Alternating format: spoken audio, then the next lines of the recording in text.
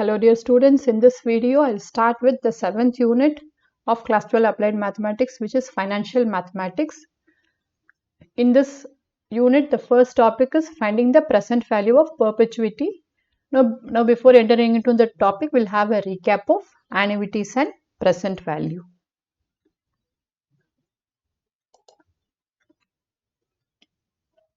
And now this annuities we must have studied in class 11. We know the meaning of annuity. An annuity, it is a series of payments which are made at equal intervals. There are various examples: deposits to savings account, monthly home mortgage payments, monthly insurance payments, and so on. So all these refer to annuity.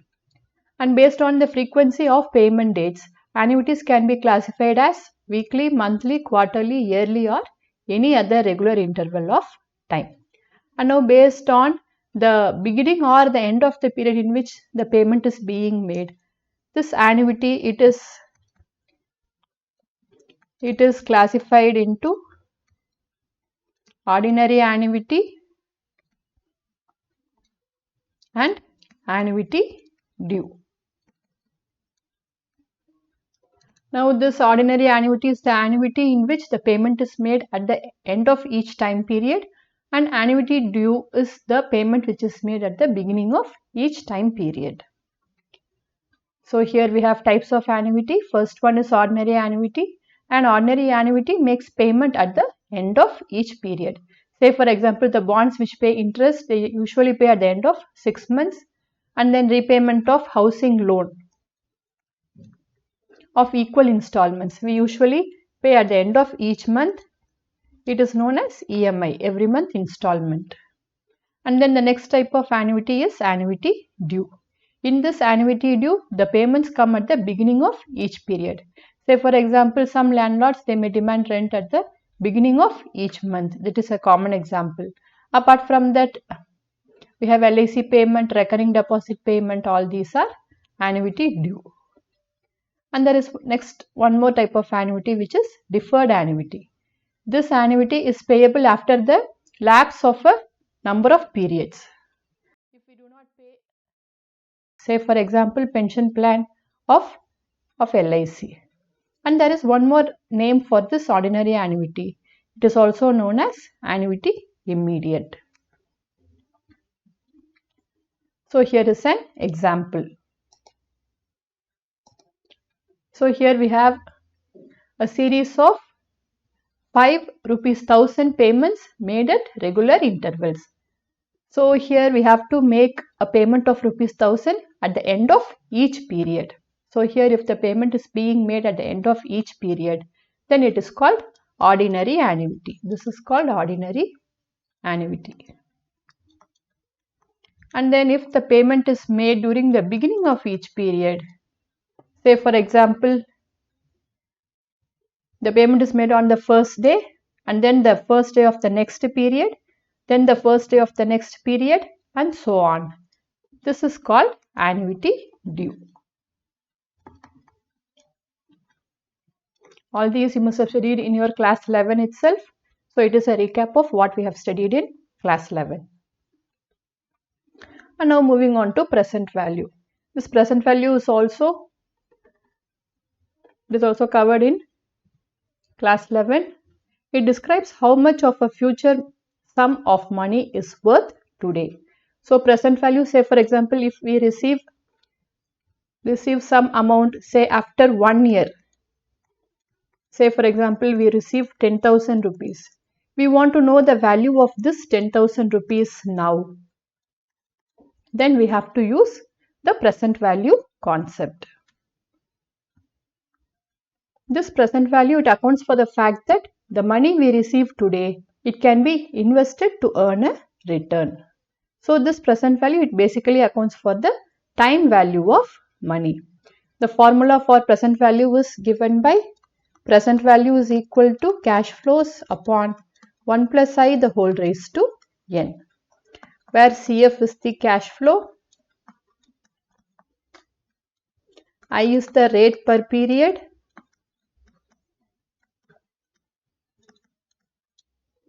and n is the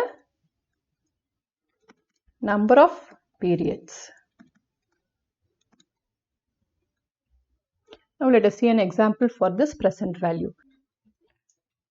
Say for example, if a person is to receive ₹1,000 at the end of first year, second year and third year, and if the person wants to know the present value of these cash inflows which is happening, then we just now saw the present value was calculated as cash flows upon 1 plus I the whole raised to n.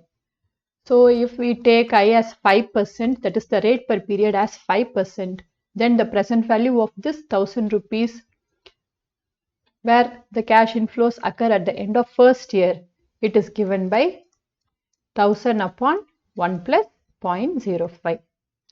And then the present value of the ₹1,000 which the person receives at the end of which the person will receive at the end of second year, the present value of that it is given by 1000 by 1 plus 0.05 the whole square. And then the present value of the ₹1,000 which the person will receive at the end of third year, it is given by 1000 upon 1 plus 0.05 the whole cube. So if we want to calculate the total present value of cash inflows, we can add these three. So these are with respect to a recap of the annuities and the present value which we have already studied. And now say for example, if we have to make payments at the end of each time period forever. If you have to make payments at the end of each time period for a fixed time period, then it is called annuity. If we have to make payments at the end of each time period forever, that is for infinite number of periods, then it is called perpetuity. So a perpetuity is an annuity where payments continue forever. So this is basically perpetuity.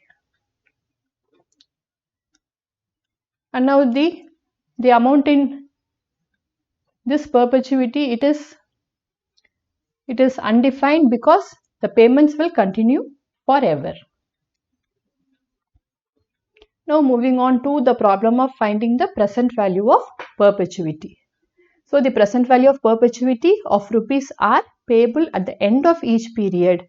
The first payment due 1 period hence. 1 period hence means 1 period later. So this is the first type. So we need to find the present value of perpetuity in which rupees R is payable at the end of each time period and where rupees R is payable at the beginning of each time period. So this is the first type where we have to find the present value of perpetuity of rupees R which is payable at the end of each period. Now this present value of this perpetuity, it is calculated as the sum of money which is invested now at the rate I per period will yield rupees R at the end of each period forever. So this is how this present value of perpetuity is calculated.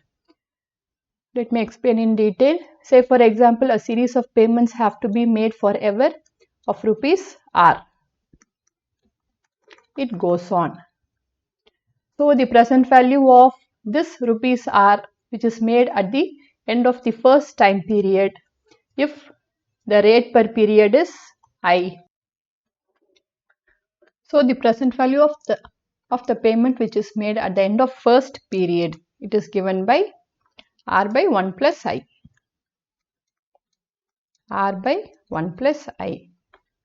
And then the present value of the payment which is made at the end of second period, it is given by R by 1 plus I the whole square. This is using the present value formula, present value equal to cash flow upon 1 plus I the whole raised to n. And then the present value of the payment that is made which is at the end of the third period, it is R by 1 plus I the whole cube. Like that it goes on for the consecutive time periods. So the present value of this perpetuity, it is the sum of all these. Present value of perpetuity is R by 1 plus I plus r by 1 plus I the whole square plus r by 1 plus I the whole cube plus up to etc. So here we can see that this is an infinite geometric series where the first term is r by 1 plus I and the common ratio is 1 by 1 plus I. This is an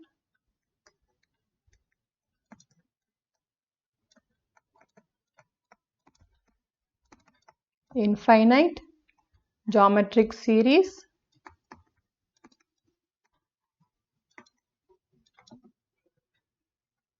with the first term a equal to r by 1 plus I and common ratio equal to 1 by 1 plus I.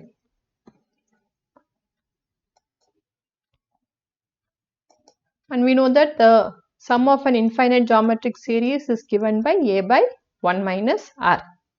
So therefore, the present value of this perpetuity, it is given by r by 1 plus I upon 1 minus 1 by 1 plus I.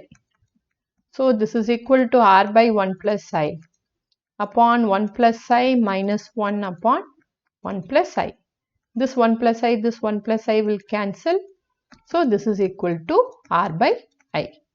So this is the present value of perpetuity where the payment is made at the end of each period. So let us see the formula. Present value of a perpetuity of rupees r payable at the end of each period. The first being due one period hence. One period hence means one period later. It is P is equal to r by I, where r is the size of each payment and I is the rate per period. Now moving on to the next type. Present value of perpetuity of rupees r payable at the beginning of each period. The first payment due on the present value. So the first payment is on the same day. Then the second payment is in the beginning of the next, that is the first period. The third payment is at the beginning of the second period and so on. So here we can consider this annuity can be considered as an initial payment of r followed by a perpetuity of rupees r of the above type. So here we have the first payment r and the remaining series of payments. It is similar to the present value of perpetuity of the previous type that we just now saw. So the required present value will be r plus r by I. The present value of these series of payments, it is nothing but it is r by I. Apart from that, there is one payment which is made on the first day, it is r. So the present value will be r plus r by I. So the present value of perpetuity where the payments are made at the beginning of each period, it is given by r plus r by I, where r is the size of the each payment and I is the rate per period. Moving on to the exercise question from exercise 7.1. Find the present value of a sequence of payments of rupees 80 made at the end of each 6 months and continuing forever if money is worth 4% compounded semi-annually. So here if we see this word continuing forever, it means we have to find the present value of perpetuity. So here first we will write what is given and then the formula.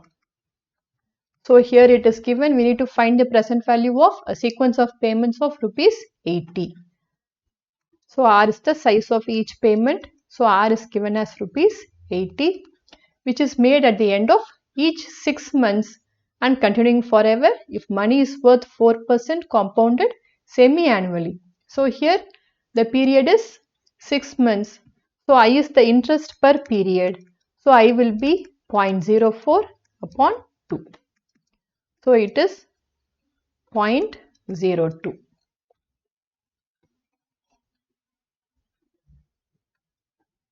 Now let us write the formula. P is equal to R by I.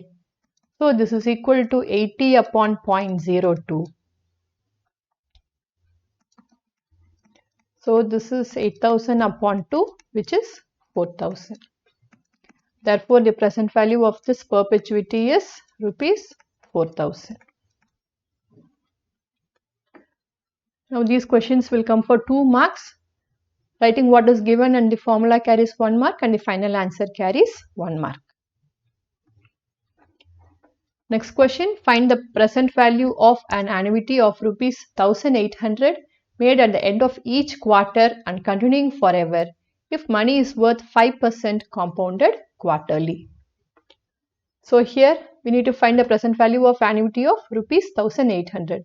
So the size of each payment is rupees 1800 and it is made at the end of each quarter, that is every 4 months, and it is given money is worth 5% compounded quarterly. So the rate per period will be 5% upon 4. So given R is equal to rupees 1800 and I is equal to 5% by 4. It is 0.05 upon 4. It is 0.0125. P is equal to R by I. So it is 1800 upon 0.0125. Or it is upon 125. So this let us divide by 25. This will go 5 times and here we will have 7 lakh 20,000.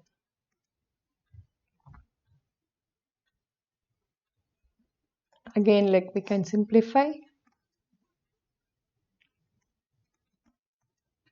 1,44,000. Therefore, the present value of this perpetuity is rupees 1,44,000.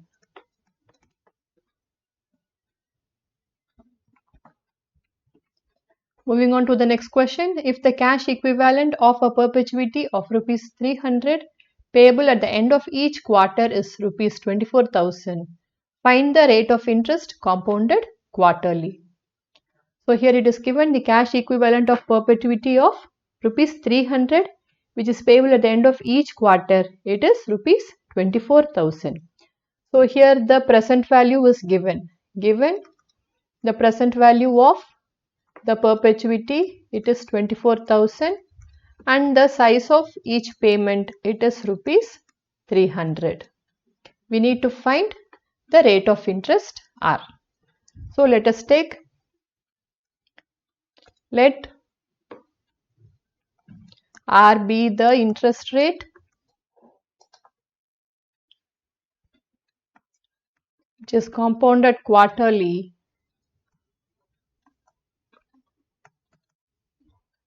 If R is the interest rate which is compounded quarterly, then we have interest per period will be R by 4. Now we have the present value of perpetuity as P is equal to R by I. So P is 24,000 and R is 300 upon I. So these 2 zeros will go. This is 80. So I is equal to 1 by 80 or it is 0.0125. Let us take this as 1. So 1 implies R by 4 is equal to 0.0125, which implies R is equal to 0.05. Therefore, the rate of interest is 5%. So this is the rate of interest. Next question, find the present value of a perpetuity of rupees 780 payable at the beginning of each year if money is worth 6% effective. So here it is given We need to find the present value of the perpetuity of rupees 780. So the size of each payment is rupees 780 and this is payable at the beginning of each year and if money is worth 6% effective. So here it is given R is rupees 780 and I is 6%. Here the payment is made at the beginning of each year. So we can take I as 6% directly. So this is equal to 0.06. Now to find the present value of this perpetuity, we have P is equal to, since the payment is made at the beginning of each year, we have P is equal to R plus R by I. So it is 780 plus 780 upon 0.06. So it is 780 plus 78,000 upon 6. Therefore, P is equal to rupees 13,780. So this is the present value of this perpetuity. Next question, the present value of a perpetual income of rupees X at the end of each 6 months is rupees 36,000. Find the value of X if money is worth 6% compounded semi-annually. So here the present value is given. We need to find the size of each payment. That is, we need to find this X. R is X. Given P is rupees 36,000 and the rate per period will be, here it is compounded semi-annually. So it is 6% by 2 or it is 0.06 upon 2 which is 0.03. Now we have to find R. We have P is equal to R by I. This implies R is equal to P into I. P is 36,000 and I is 0.03. So this is equal to 1080. Therefore, X is equal to rupees 1080. Since here it is given R is rupees X.